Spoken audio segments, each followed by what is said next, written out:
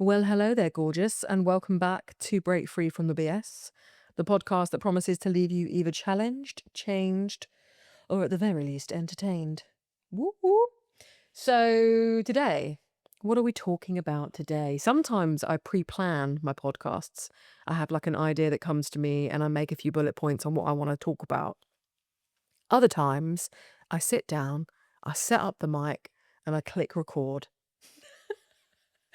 And whatever is supposed to be flowing through me that night flows through me. And it is currently 12 minutes past 10 on Thursday evening. This is going out tomorrow morning. People think that to have a podcast, you've got to be really organized. And maybe I should be more organized.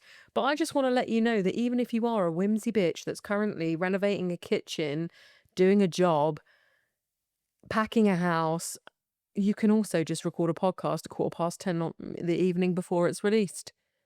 I believe in you. And I just trust that when I sit down and I turn the mic on, something will come to me. I promise I'm not stalling, okay? What we're going to talk about tonight is the script that you are currently running when it comes to what information from other people or the actions of other people you are choosing to onboard and log into your system to take forward.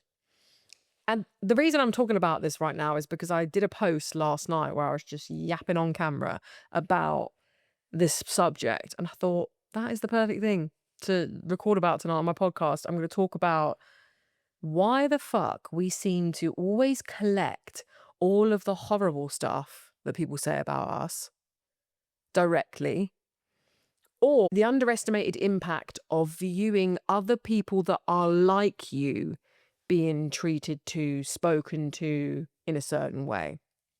So let me give you an example, right? You might be someone that is in a bigger body. You might be someone of a certain ethnicity. You might be someone of a certain sexuality. You might be someone with certain beliefs, certain ways of showing up in the world. You might be really fucking weird. I'm weird, by the way. That was a compliment. You might be someone that does a certain type of art. If you are dead scrolling, right, on your phone and you're seeing other people like you being ridiculed, being torn down, that is keeping you boxed, my friend. That's part of the cage. Because by proxy, you then go, well, if that person in a bikini on their holiday is getting a load of, what do I call these people? Trolls. I don't know. Trolls feels like I don't know. I've never like bonded with the term troll for some reason. Chads. I don't know why I want to call them Chads. I'm so sorry if your name is Chad and you're listening to this, but I'm going to call them Chads, right? There's Chads on the fucking keyboard being like, oh, there's a fucking whale on the beach. Because a woman's just enjoying her life on holiday in a bikini. And if it was a fit chick that was in their perceived attraction, they'd be going, oh, I want to spaff all over your tits. So it's like you actually can't win. If they find you fucking hot, they're going to put some drivel. And if they think you're repulsive, they're going to put some drivel. The sort of people that are commenting that shit, there is no good. There's no good comments really coming out of that sort of person, okay? Mad empathy to them. We'll talk a bit more about that in a sec. But by proxy of you seeing these people going on someone else that looks like you, talks like you, acts like you, whatever, you apply that to you. Well, you go, well, if they're not allowed to exist in a bikini, then I'm definitely not with my body. We have to be aware that there's this whole other source of information that our brains are now measuring ourselves by and measuring our safety to be seen by. Before, it could only reach you when you turned on your TV or you opened a magazine. Like in my youth, that's how they got to us. America's Next Top Model, OK Mag. So when I was walking through the supermarket, I would see them tearing apart women with bigger bodies, or I wouldn't see them represented on movie and film. And if they were ridiculed. Or if it was a reality TV show, they were ridiculed. So that was how I got my shame by proxy.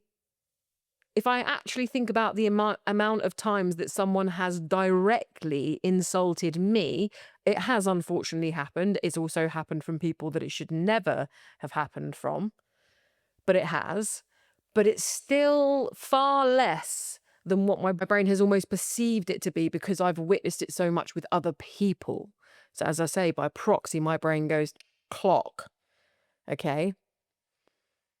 Now, the problem is because we now have access to this happening, if we're not careful and we're not really sensitive about our algorithm, like my algorithm is now full of amazing women.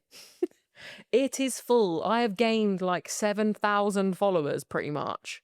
6.5. It was 3.6 and I'm now nearly 10. I can't math right now. As I say, it's gone 10 o'clock at night. So all of those new people are basically women that are bigging me up. I'm like, yeah, bitch, my tribe has found me.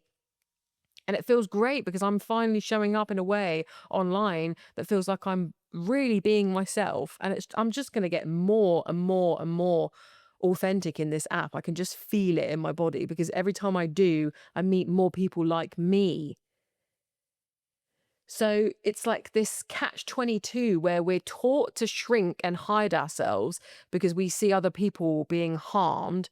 But actually, when we start to show up in the world, the good far outweighs the bad. The good far outweighs the bad.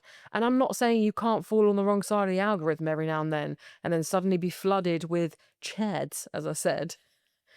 Guess what? I'm just going to delete. I'm going to delete and I'm going to block. Or I'm just going to be like, thanks for the fucking engagement. I'm so over onboarding that shit. And that's basically what I want to talk with you about today, is that is fully optional. We think it's not. It actually is.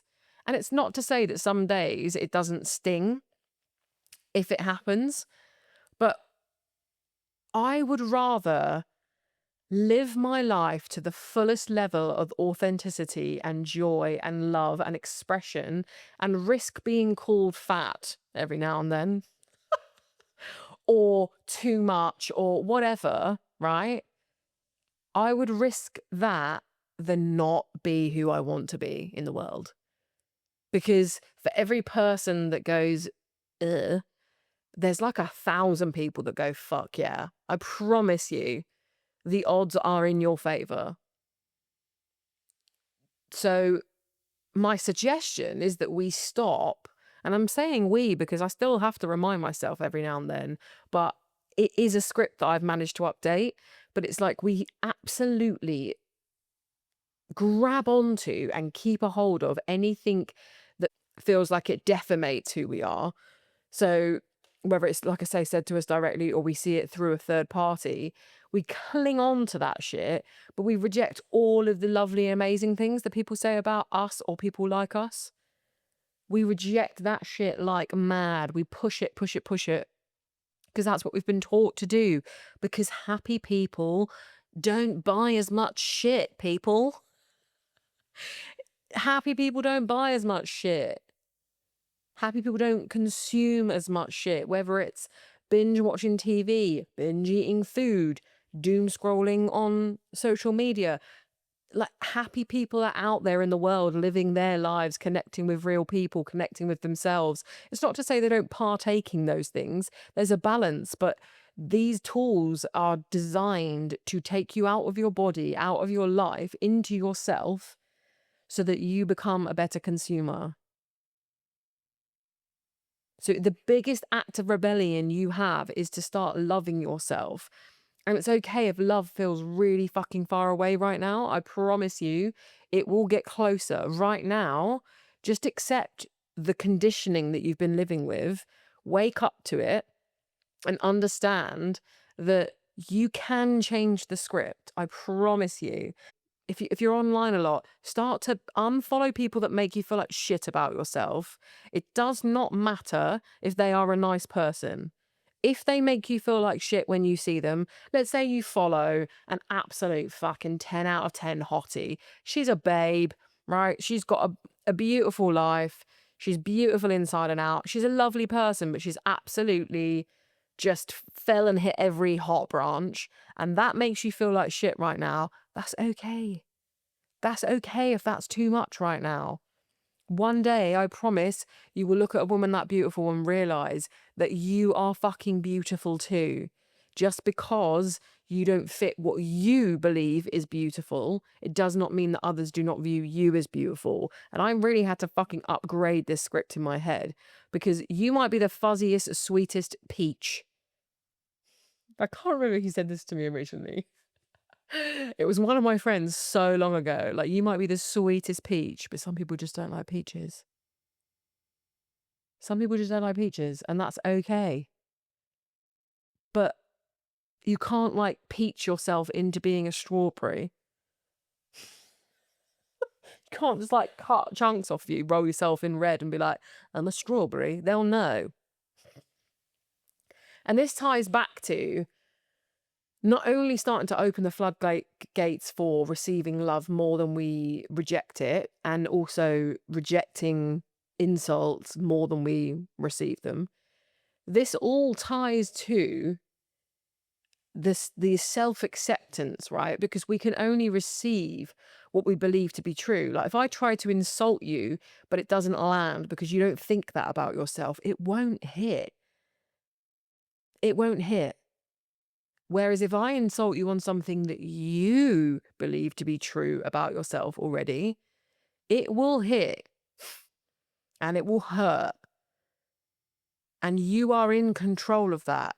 I am not saying you have not been conditioned. I am not saying it's not been given to you. Of course it has. It's exactly how I ended up with all my shit. But now we are aware of it and we are responsible for cleansing it from us. And we start by calling it out.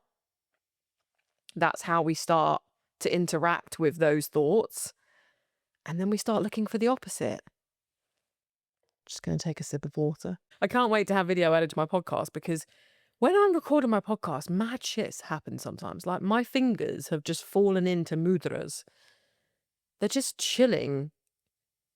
I don't know what the mudra is called. I need to learn more about them. But you know when your thumb and forefinger touch and the rest of your fingers sort of spike out? Both my hands just have been in. I just looked down and realised that both my hands are like that, and I'm like talking with my hands. It's mad. She's a whimsy bitch. Anyway, back in action.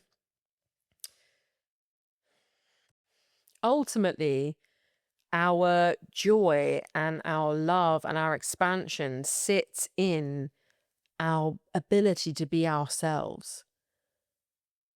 One. Unique. You, one. Me, one. Fully myself. Literally, there is no one on earth that is me, that has had my exact life experiences, has seen my exact views that I've seen with my eyes, smelt what I've smelt, tasted what I've tasted, cried over what I've cried over, laughed. Like, do we realize how insane that is? So the only person that has to be happy with the decisions that you make, with the life that you are leading, with how you are showing up in the world is you. That is the only person that you need approval from. Everybody else is just noise. Everybody else is just noise. You are the only person that you need to be happy with. And I am not saying it's easy. I'm not saying it is easy to break free from all of the conditioning that you have received up until now. I am encouraging you to return to you, your soul, your being. What do you want to do with your life? How do you want to dress your body? What sort of people do you want to surround yourself with? What traits does your partner carry? What are your morals? What music do you like? What art do you like? How do you like to create? What an exciting thing. And also, when you remember the plethora of things that you as a human being can learn in this life, it should be so exciting. Like, just think about it right now. If you started to read every single minute of every day, you wouldn't even dent the books on earth. If you started listening to music right now, for the rest, you wouldn't even dent the music. So just that in itself is like, wow, what a an amazing range of things to have access to listen to.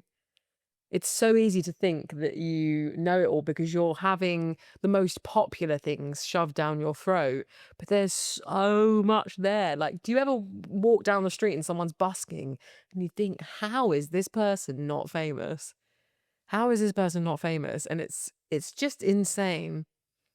And there are so many people that are lost forever to the crippling anxiety of being seen and the fears of being seen because they've loaded in those cassette tapes into their system that are full of the negative drivel about how they are just not worthy. By design, you are told that.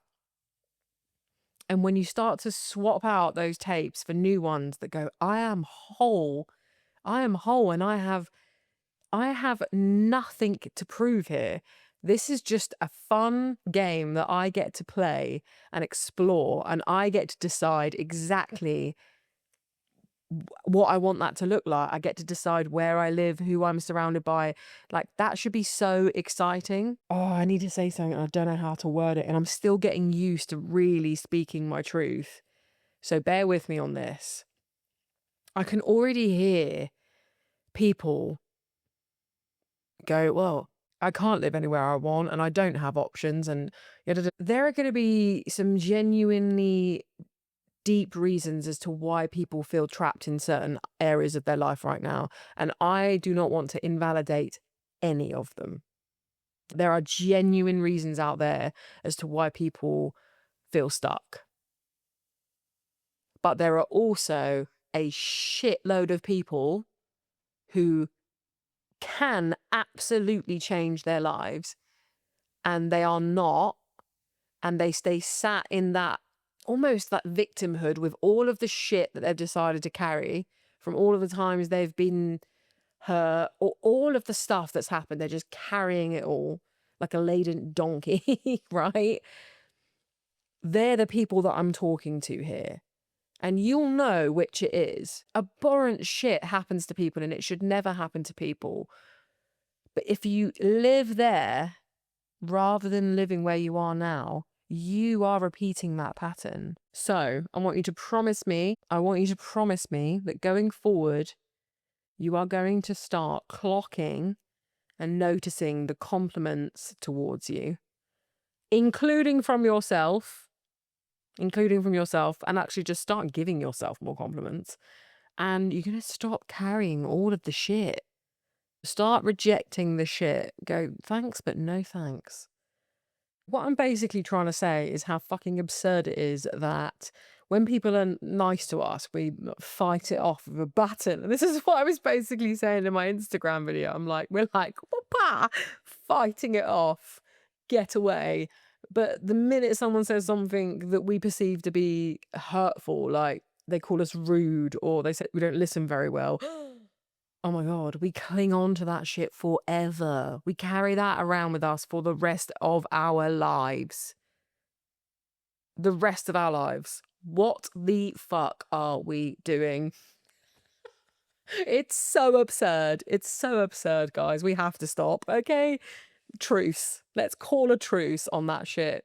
Because honestly, it does not serve us in any way, shape, or form. You need to be very savvy and switched on and aware of who you are onboarding feedback from. I love feedback. Feedback is 100% a gift. However, if you do not respect, like, or love the person that is giving it to you, what the fuck are you doing? What are you doing?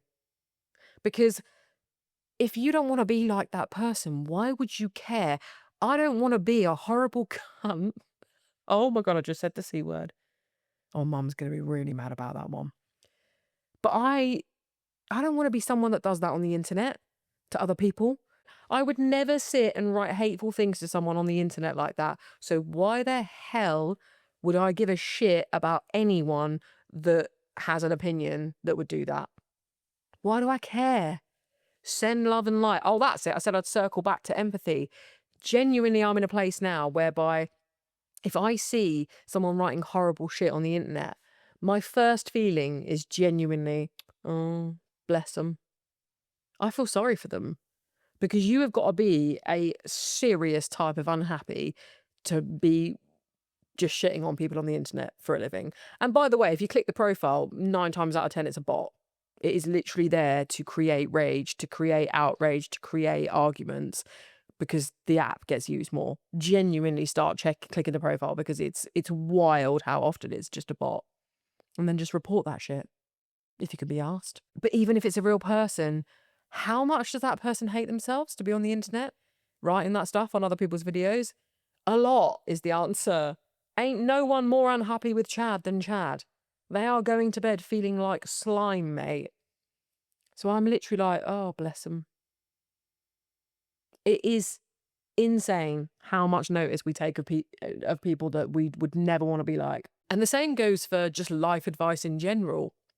I had a bit of a wobble when I was buying my flat because my old belief system started to kick back in. And I was like, oh my God, what am I doing? I'm going to be caged. I'm not going to be able to go traveling. I like started to full blown out panic. And I was like, I'm pulling out on Monday.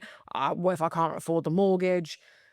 And I went to my birthday party and two of my absolute angel friends in my life who I respect, admire, love dearly were like, girl, what?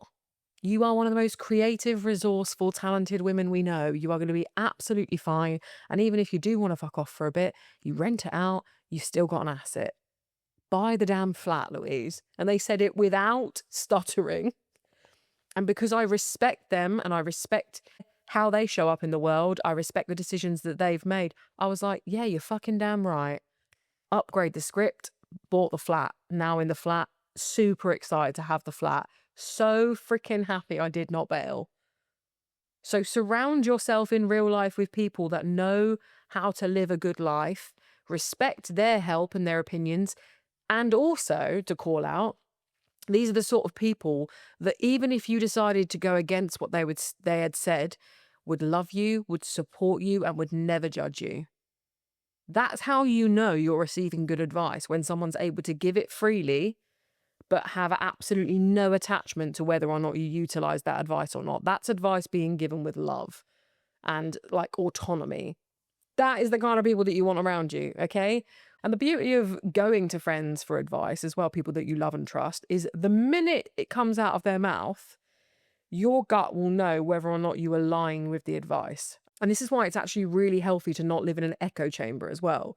So I had people in my life telling me that, yes, maybe it was a big thing to be doing right now. Yeah, maybe wait until you'd saved a bit more money.